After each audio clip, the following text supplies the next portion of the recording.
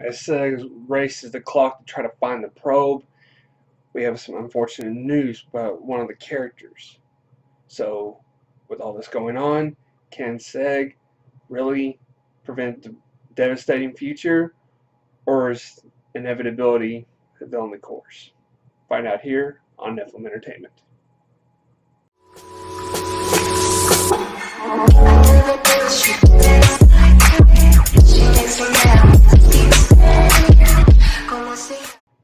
It's a bird, it's a plane, it's Nephilim Entertainment. Welcome back. Thanks for tuning in to me.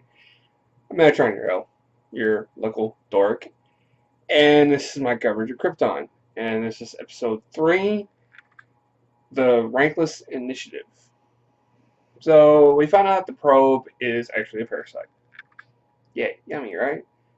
Apparently it infiltrates the world by taking up a host, knocking out the defenses, taking part of somebody, joining them, and it's someone who has access to things or high in power or whatever.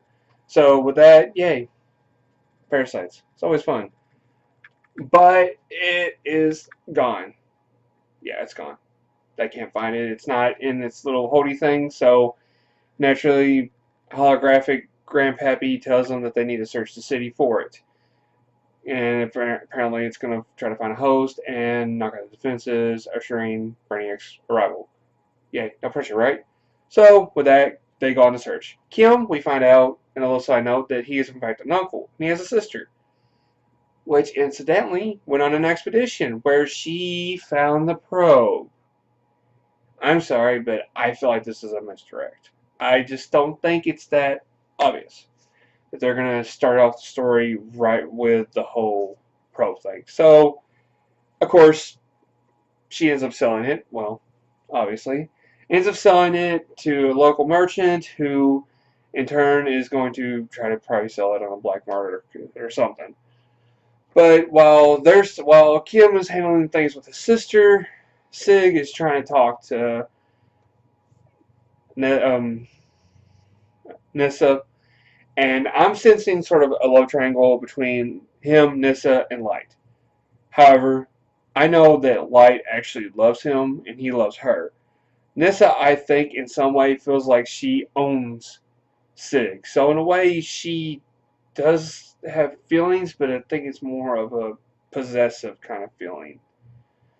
So, naturally, Sig has this nice little love triangle going. He's got the girl who wants to own him and the girl who wants to love him. So, he's going to have to try to figure out, and by all rights, I guess you could say that he owes her and her family as much as loyalty as he's given them, even though they were the cause, basically, of his parents' death. But it's part for the course, I guess. But the voice of Rath. I've originally thought that the voice of Rath was either Nessa's mom or dad, relative, or something, but he's not there. We don't see the mom. So naturally I thought that the voice of Rath was possibly Kem. Maybe Kem. I mean, that won't be too much of a stretch. I mean, but he actually is very against he's very for the Rankless initiative. Apparently he wants the Rankless put in place for harboring terrorists and for being the low-level scum that they are. So he's, pushing for the initiative, for the Rankless initiative to happen. And of course, Light has all eyes on her, as her mother liked to point out, and basically tell her, hey, everyone's watching you and wants you to fail. Good luck. Thanks for the encouraging words, Mom. Really helpful there. So, Light has a lot to prove. And Adam, oh my god, Adam is just, the dude is a con artist. I mean, not only does he trick the merchant, gets the product, and then runs away with it, and manages to steal it with 100% success. No authorities, no merchant coming after them with guns blazing, nothing. Adam is that good. Dude.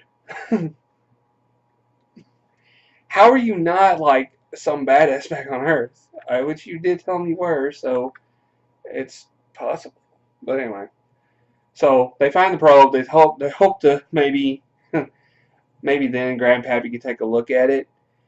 Of course, we have a little bit of a scuffle within the ranks of the military. Apparently, the Centaurs are all agreeing with the whole who's in charge kind of thing. But I like how Light pretty much puts her foot down and tells them, look, I give the orders. You don't do anything without my permission. If you have a problem with that, we'll handle it right now. Go, girl. You just got a little bit hotter. Just saying. But yeah, she basically flaunting her authority around and basically tell them how it is. I like that. You need to, especially if you're in a field of command. But with all this going on, we find out while Adam's talking to holographic Grandpappy that he is in fact stuck on Krypton. But see, this is the thing that got me. Okay, he's on Krypton, which is light years away from Earth, but he's also 300 years in the past talking to Superman, aka Kal-El, aka Clark Kent. Spoiler alert, he's 300 years prior to him being born. So naturally he's far away, but also in the past. So how is it? Because back on Earth, I guess at this time, this is around the time that Great Britain and the Americas are at war. So did he go in the past first? Because he'd have to, because Krypton would be destroyed at the present time. But at the same time, if he was to be in space and then teleported, I don't know. Time travel is so confusing. If you watch any of my past videos, you'll find out I hate time travel with a passion, very much. So confusing, so many paradoxes, so many loops and all that. So I hate time travel. And DC is good about it, very good. They love going through the timeline and basically saying, you know what, you guys, we're gonna do something different. Ugh. I can't stand time travel at all. But what are you gonna do? But anyway, enough of my venting. While all this going on, apparently the host is in fact the sister Rome. She is in fact the host. So the misdirect got misdirected. Okay, well, she's inhabited by the parasite. It's not very covert. No, you would think it would sneak away, try to sneak somewhere, access the defenses, and wreak havoc very discreetly. No, it causes a scene. Causes a scene, attacks a couple of authority figures, the Centauri, before locking itself up, obviously, in a security room and drawing all the proper authorities after it. So, Brainiac, your toys, not very discreet. So, Seg and Kem are here for the rescue, but the problem is we have the riots going on. Seg is needing Light to trust him to help him get up there. So while she offers him some help, there's riotings. Apparently one of the Centauris ends up shooting an unarmed man. An old man, in fact. I don't like old men getting killed. Old people. You don't attack old people. Children and old people, no. I don't know. The girl kills the old man. Light finds out about it, but it's not the whole, well, are you sure that are you sure? No, I mean, she pretty much put her foot down and said, look, he's unarmed. Did you know he was an enemy? Oh, you're not sure? So in other words, you didn't know, one way or the other, but you shot him anyway. You're under arrest. Go Light. Put that foot down. Show that authority, girl. Now I'll see what Sig likes you. But she directs her mother's direct orders and basically helps Sig to get up to the command module thingy to help out Rome. And there's then this whole classic Rome, I know you're in there struggle. And of course it works. He gets in touch with her, apparently causes the Sentry thing to short out, which knocks out Rome. So he takes her and gets away with her. I like how his ex-girlfriend is standing there watching him pick up some random woman's body and run off with her. What are you doing? You have to trust me. Why? You have...